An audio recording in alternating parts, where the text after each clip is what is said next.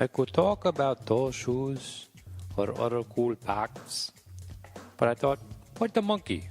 I'll just bite their backs. So for starters, I think I will start with your names.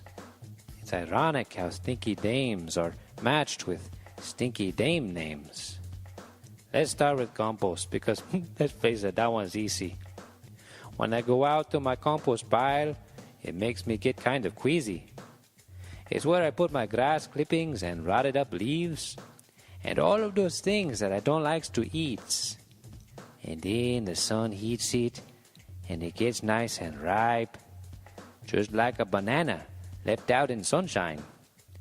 And then when that wafty gets in kind of close, I suddenly feel okay about my monkey toes.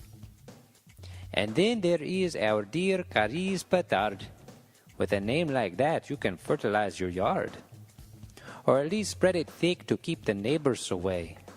Or put it on your face to see what your friends will say. But no matter what you do with your poop-laden tag, you can do just about anything. Well, anything except brag.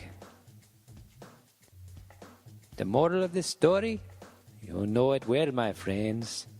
Don't make fun of my monkey toes, or the wrath of my pen I will send. And then when you're all embarrassed, like a chimp in the zoo, oh, so sad. What will you do then, my friends? Tell me, what will you do?